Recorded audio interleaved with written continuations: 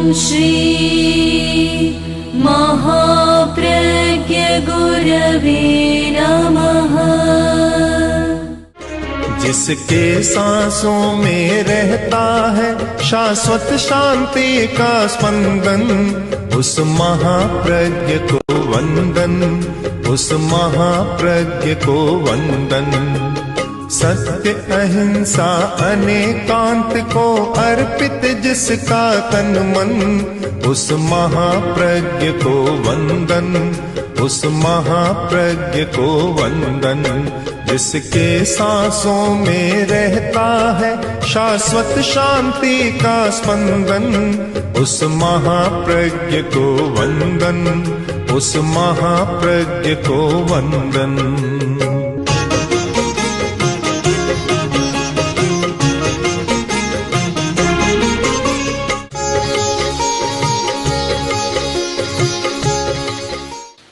हर मनुष्य को शक्तिशाली होना चाहिए। शक्ति में मेरा बहुत विश्वास है। शक्तिहीन इस दुनिया में कुछ भी नहीं कर सकता। तो कुछ शक्तियां हमारी आरोपित होती है, बाहर से आती है। सत्ता की शक्ति, दंड की शक्ति, शस्त्र की शक्ति, ये सब बाहर से आने वाली शक्तियां हैं। इनमें तो काफ़ी मतभेद भी है और काफ़ी समस्याएं हैं, किंतु कुछ शक्तियां हमारे भीतर की शक्तियां हैं जो बाहर से नहीं आती, हमारे भीतर हैं। यदि हम उनको जागृत कर सकें, और वह शक्ति है हमारी एकाग्रता की शक्ति, संकल्प शक्ति, और एक बहुत बड़ी शक्ति है अस्वीकार की शक्ति। अस्वीकार, यदि आदमी अस्वीकार करना सीख जाए, बहुत सफल हो सकता है। हर बात को स्वीकार न करे, अस्वीकार करना जाने। कोई दे रहा है, मैं नहीं लूँगा। कोई कुछ कह रहा है, मैं इसे नहीं मानूंगा। अस्वीकार करने की शक्ति, ये बहुत सारी आपदाओं, विपदाओं और समस्याओं से आदमी को बचा देती है। किसी ने गाली दी और वह दुखी नहीं बना। क्यों नहीं बना? कि मैंने तुम्हारी गाली को स्वीकार ही नहीं किया। मैं स्वीकार करता तो दुखी बनता। मैंने स्वीकार ही नहीं किया। तुम मुझे दे रहे हो कि पत्थर को दे रहे हो कि पेड़ को दे रहे हो, मुझे क्या पता मेरा क्या हुआ इसमें। अगर स्वीकार कर लेता है तो बहुत दुखी बन जाता है। किसी ने अपमान किया, और सामाजिक जीवन में छोटी मोटी बातें होती रहती है, तो अपमान कर दिया, तो जो स्वीकार कर लेता है उसकी तो रोटी नींद दोनों हराम हो जाती है। स्वीकार नहीं करता, कुछ भी नहीं होता।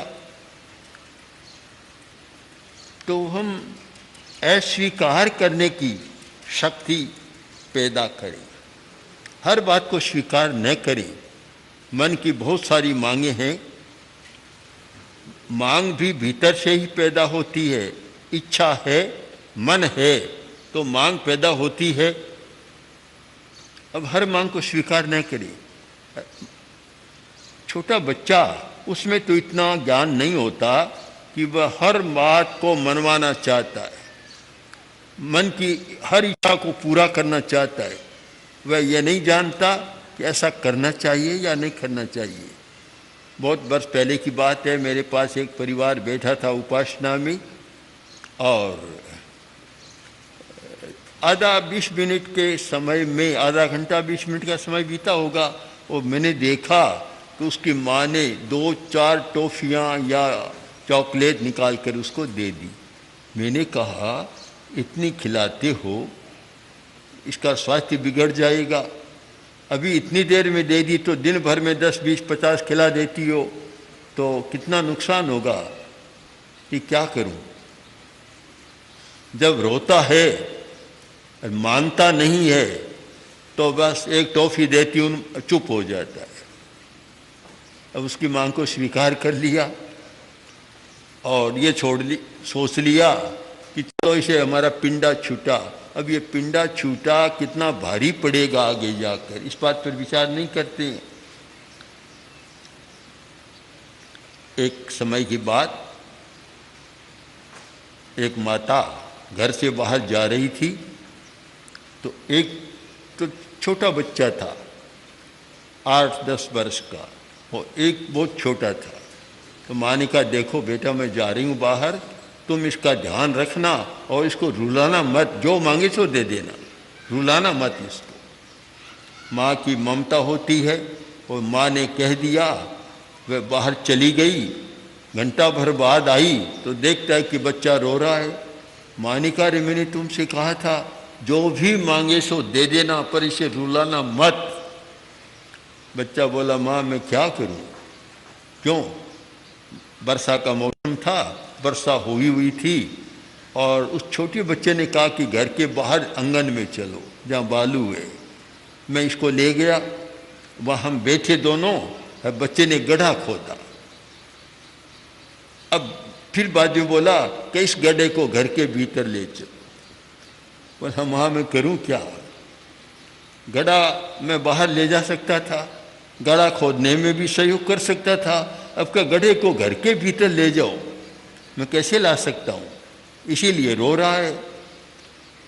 बहुत मर्म की बात है कि जो हर मांग को स्वीकार करे तो आखिर रोना पड़ता है, दुखी होना पड़ता है।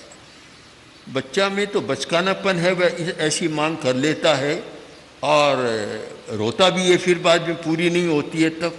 किंतु बड़े बड़े आदमी भी ऐसी मांगे स्वीकार कर लेते हैं कि जो सिवाय दुख के और कुछ नहीं बचता, दुखी होना पड़ता है। मन की हर मांग को स्वीकार मत करो, हर इच्छा को पूरा करने का प्रयत्न मत करो, संयम करो, विवेक करो कि कितनी मांग को पूरा करना हित में होगा और कितनी मांग को अस्वीकार करना हित में होगा, ये विवेक करो। एक बड़ा आदमी जब 18-20 वर्ष का युवक हो जाता है तो फिर ये विवेक चेतना जागनी चाहिए।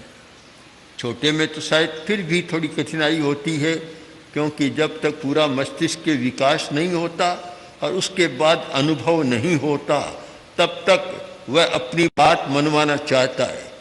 छोटे बच्चे को हमने प्राय देखा कि वह अपनी बात मनवाना चाहता है, नहीं मानते हैं माता पिता या अभिभावक तो रोने लग जाता है। रोना एक उसकी बड़ा शस्त्र है, दूसरे को दया आ जाती है, संवेदना होती है, तो वह मांग को पूरा करने का प्रयत्न करता है।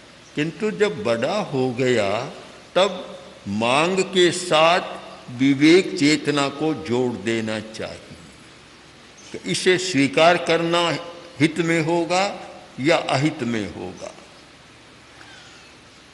तब फिर अस्वीकार की शक्ति पैदा होती है। बहुत बड़ी शक्ति है अस्वीकार की शक्ति। जो भी दे लेने का प्रयत्न मत करो, बड़ी समस्या हो जाती। कभी कभी किसी ने लाकर जहर का फल दे दिया, ले लिया और खाया और मर गया। पहले परीक्षा करो। यही एक परीक्षा की बात आती है कि मांग, परीक्षा और विवेक। परीक्षा करो। तम्हा समीक्षये धम्मम तत्तम तत्व विनिच्छयम। बहुत सुंदर कहा गया है कि धर्म को भी ऐसे स्वीकार मत करो, पहले समीक्षा करो। समीक्षा करना जरूरी है। आचार्य भिक्षु ने एक बार कहा था, तुम धर्म को या गुरु को भी ऐसे सीधा स्वीकार मत करो, परीक्षा करो, समीक्षा करो। उन्होंने उदाहरण की भाषा में कहा कि एक गृहस्थ घड़ा खरीदने के लिए कुम्हार के घर जाता है और घड़ा खरीदना है, घड़े को हाथ में लेकर और वह टकोरा ठोला लगाता है, देखता है कि फूटा हुआ तो नहीं है, परीक्षा करके घड़ा खरीदता है।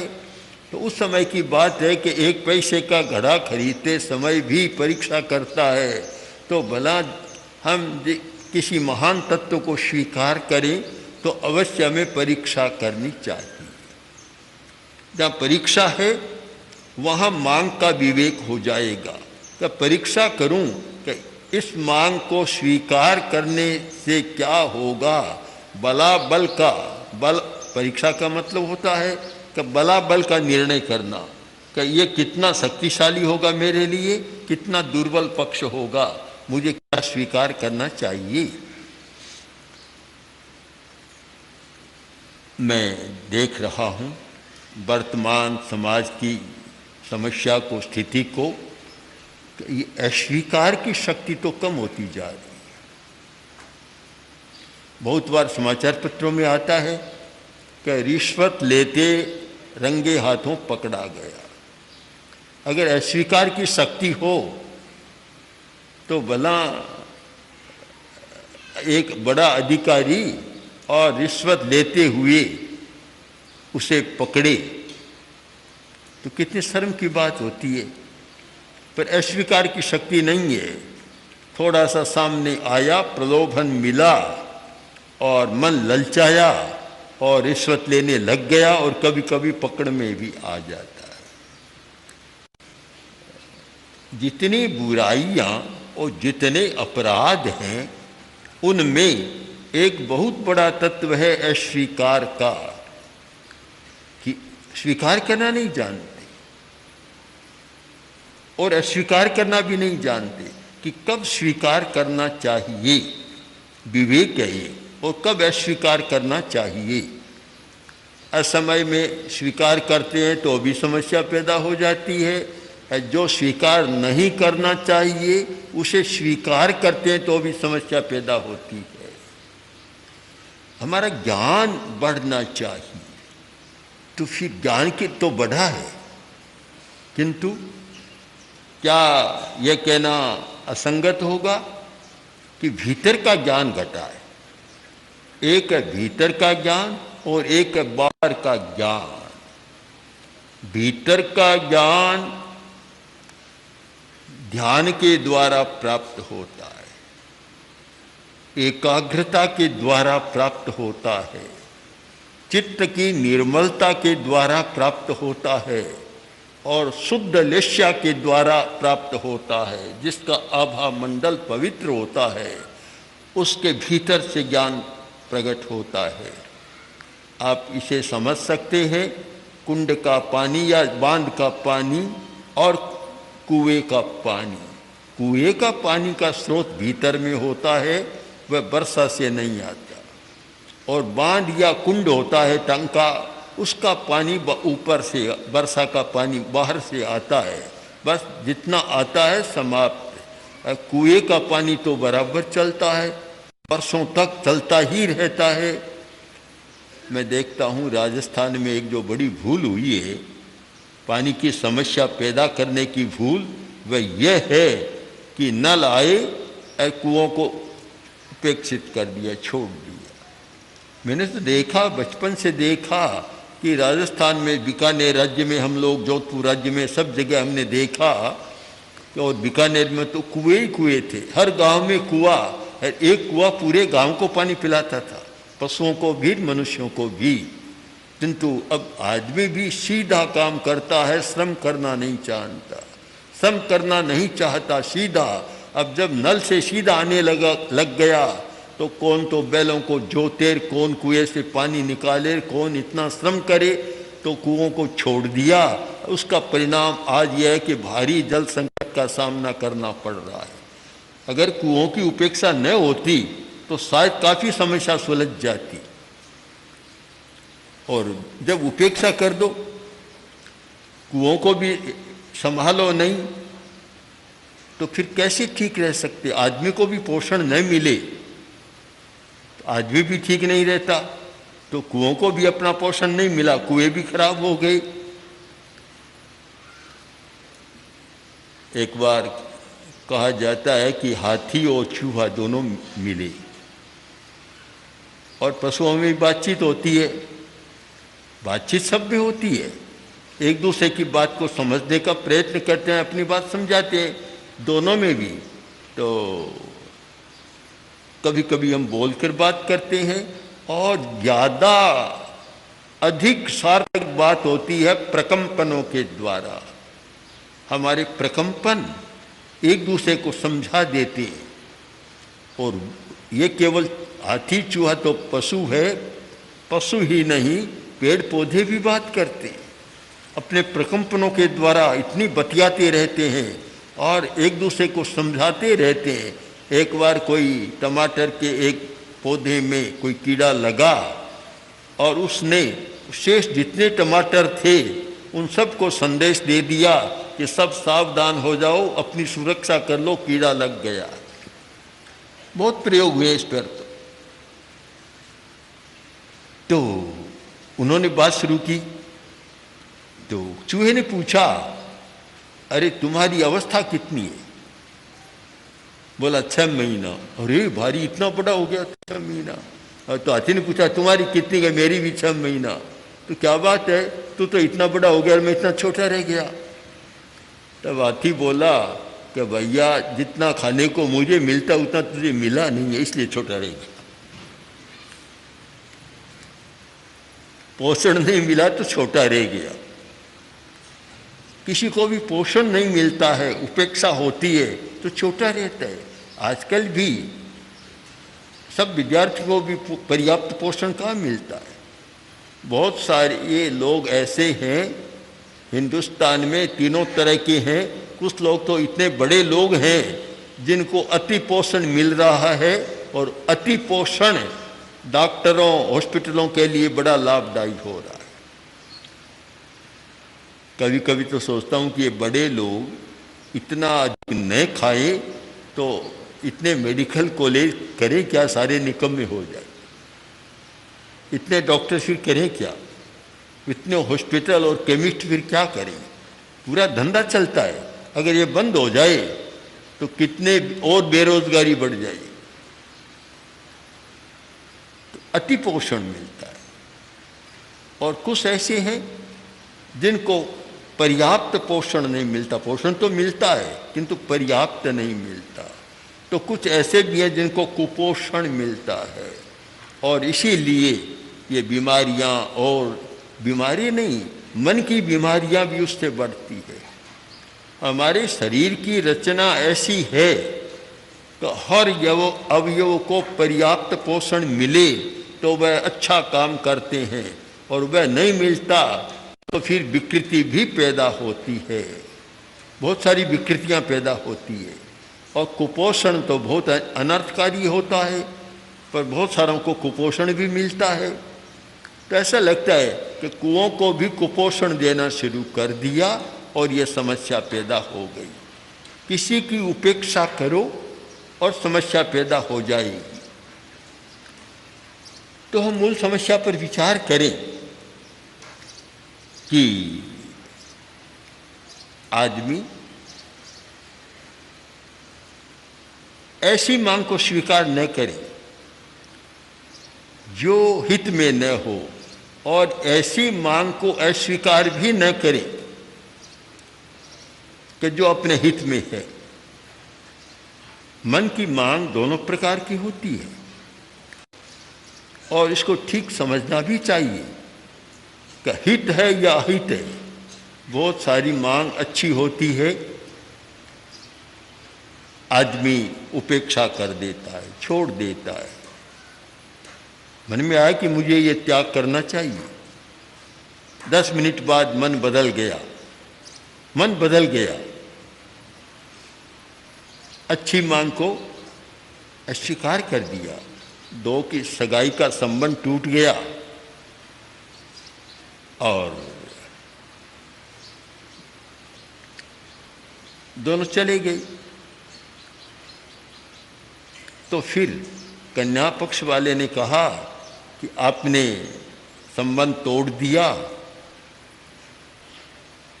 अच्छा नहीं किया, पर अब जो मेरा गहना है वह तो वापस दे दे, कि नहीं मेरी भावना बदली नहीं, उसके प्रति मेरी भावना भी नहीं बदली। आदमी का जहाँ स्वार्थ है वहाँ भावना को आगे ले आता है और अन्यथा उपेक्षा कर देता है। ये बहुत सूक्ष्म विषय है हमारा विवेक करने का, कि किस मांग को स्वीकार करें, किसको अस्वीकार करें। इसकी कसौटी हम सामने रखी कि जिस मांग से दुख पैदा हो उस मांग को स्वीकार न करें, चाहे शारीरिक दुख, चाहे मानसिक दुख और चाहे भावात्मक दुख। जिस मांग को स्वीकार करने से दुख होता हो उसे स्वीकार न करें। एक बीमार आदमी जो पूरा दूध को भी पचा नहीं सकता, उसके लिए जरूरी है कि पानी मिलाकर हल्का बनाकर पिए, और वह बाजार में जाता है और रबड़ी खाने का या वे मेवाड़ की क्या रसोंदी रस वह खाने का प्रयत्न करता है, बासुंदी खाने का प्रयत्न करता है, लच्छेदार मावे की चीज़ों को खाने का पसंद करता है। मन की इच्छा की मांग तो है पर हित में नहीं है, क्योंकि उससे शारीरिक कष्ट पैदा होगा। इसी प्रकार मानसिक समस्या भी पैदा होती है। मानसिक समस्या कि हर मांग को स्वीकार कर ले तो फिर आदमी को पछताना पड़ता है। मानसिक समस्या पैदा होती है छोटे बच्चों में या युवकों में भी। हंसी मजाक करने की आदत बहुत रहती है और चलते चलते मन में आता है किसी से मजाक मखौल कर लेते हैं, कुछ कर लेते हैं। एक बार कोई ऐसा प्रसंग बना कि एक युवक ऐसा ही इस आदत का था और जा रहा था तो जबड़ा टूटा हुआ था। मित्र मिले, पूछे अरे क्या हुआ, कोई दुर्घटना नहीं हुई क्या? क्या एक हंसी का परिणाम भोग रहा हूँ।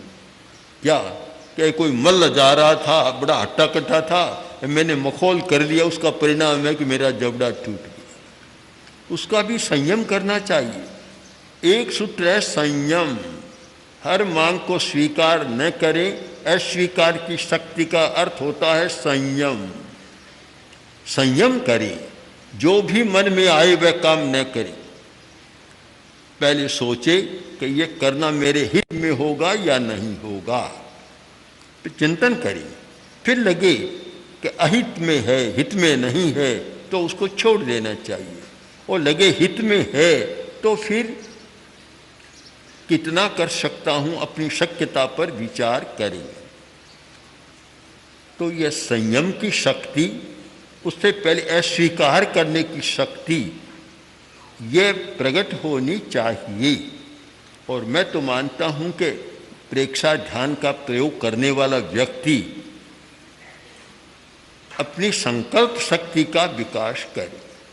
अनुप्रेक्षा के द्वारा संकल्प शक्ति का विकास किया जा सकता है। और जिसकी संकल्प शक्ति मजबूत होती है उसमें अस्वीकार की शक्ति पैदा होती है, वही अस्वीकार कर सकता है। संकल्प कमजोर है, अस्वीकार नहीं कर सकता, वह शक्ति पैदा नहीं होती। हमारी संकल्प शक्ति मजबूत बने। संकल्पम संकल्पो सुख दुखमयम। सुख क्या है? संकल्प पैदा करता है। दुख क्या है? संकल्प ही पैदा करता है। तो यह सब संकल्प के द्वारा होता है। आप कल्पना नहीं करेंगे कि 5 वर्ष के बच्चे ने अपनी दादी की हत्या की। सोच नहीं सकते, पर यह सारा परिणाम है अपरिपक्व मस्तिष्क। और ऐसा दृश्य देखता है कि मन में करने की ललक पैदा हो जाती है। बड़ी समस्या को रोकने के लिए जरूरी है कि छोटे छोटे बच्चों में भी संकल्प की शक्ति पैदा करें। ओम श्री महाप्रज्ञ गुरवे नमः। ओम श्री महाप्रज्ञ गुरवे नमः।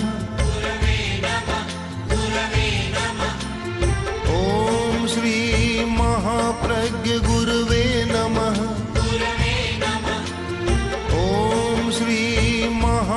महाप्रज्ञ गुरवे